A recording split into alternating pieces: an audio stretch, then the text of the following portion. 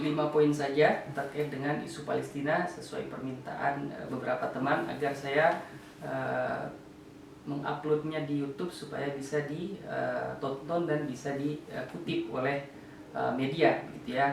Jadi terkait isu Israel Palestina yang sedang berlangsung dalam beberapa minggu terakhir ini, ada 5 poin yang ingin saya sampaikan, ya. Yang pertama, mengapa eskalasi terjadi saat ini dipicu oleh adanya peristiwa Sheikh Jarrah, ya. Sheikh Jarrah ini lokasinya tidak jauh dari kompleks Masjid Al-Aqsa, gitu ya. Nah, kemudian di Sheikh Jarrah di situ ada beberapa pemukiman warga Palestina yang tinggal di kawasan itu sejak tahun 1948, begitu ya. Mereka sudah tinggal di situ. Kemudian belakangan mereka coba diusir berdasarkan putusan Mahkamah Israel, gitu ya. Jadi orang-orang ini menggunakan mekanisme hukum, ya. Jadi orang-orang Palestina sebetulnya sudah menggunakan haknya untuk mengajukan petisi ke mahkamah supaya hak mereka untuk tinggal di Sheikh Jarrah mendapatkan pengakuan dari hukum. Tapi putusan dari mahkamah meminta supaya eksekusi agar Ormas Nahalat Shimon mengambil alih kawasan itu.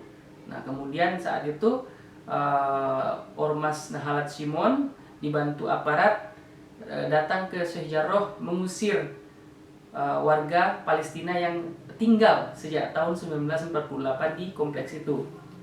Dan di situ ada dialog menarik, begitu ya. Wanita Palestina mengatakan, "Yakub, you are stealing my house," gitu ya.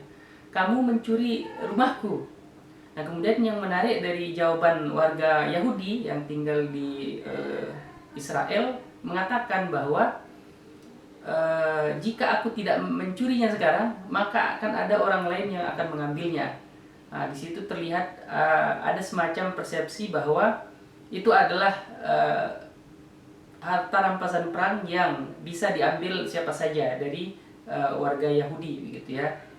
Jadi warga Palestina mempertahankan haknya, kemudian orang Yahudi Israel begitu berusaha mengambil alih tanah itu.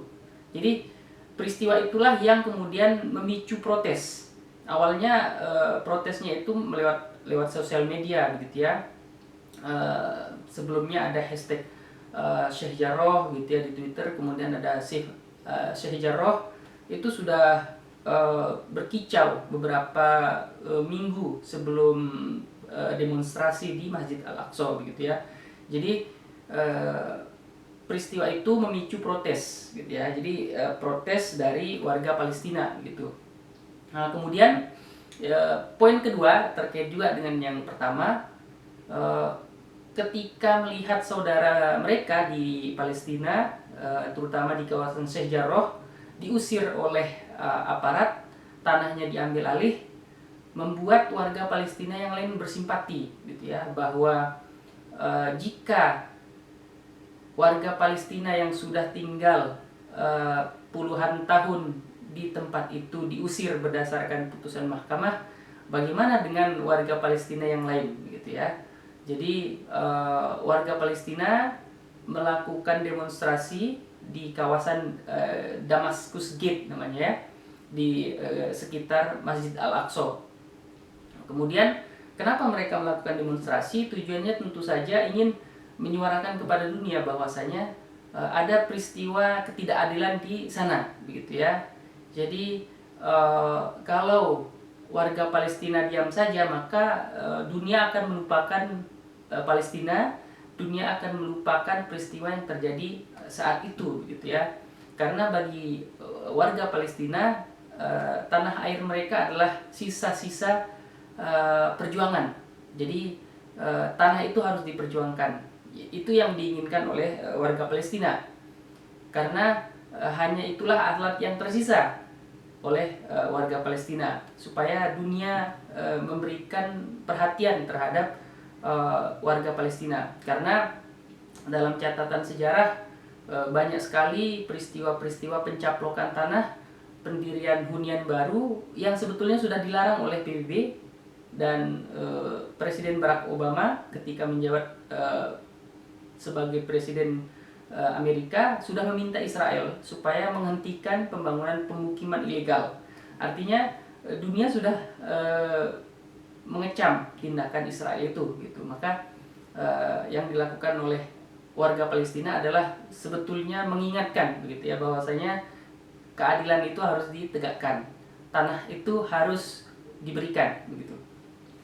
Kemudian yang poin ketiga adalah tentang pengeboman, begitu ya. Jadi pengeboman yang dilakukan oleh militer Israel sebagai reaksi atas roket-roket yang diluncurkan oleh pihak Hamas, begitu ya.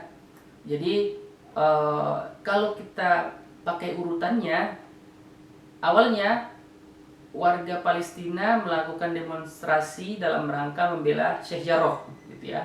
Kemudian setelah itu demonstrasi yang berlangsung sejak pagi sampai menjelang buka puasa di saat Ramadan saat itu berlangsung damai, tetapi pada akhirnya direspon secara keras oleh militer Israel. Makanya di penghujung Ramadan saat itu warga Palestina yang melakukan demonstrasi secara damai itu ditembaki gas air mata, dilempari granat, begitu, ditembaki peluru karet.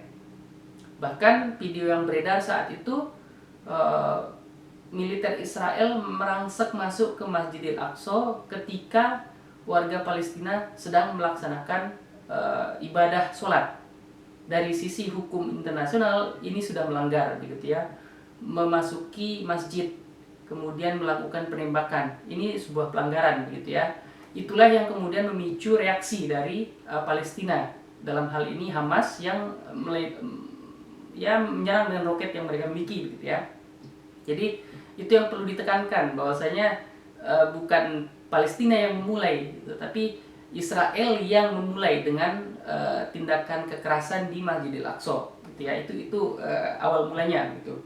Dan berikutnya adalah tentang roket yang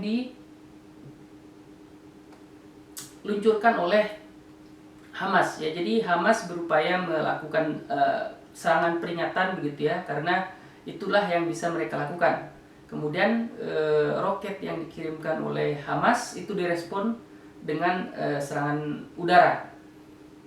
Dalam konteks normal atau dalam kondisi normal, Israel ini memiliki sistem pertahanan yang sangat mumpuni, begitu. Mereka memiliki Iron Dome, ya. Iron Dome itu semacam pelindung jika ada roket yang meluncur di atas wilayah udara Israel.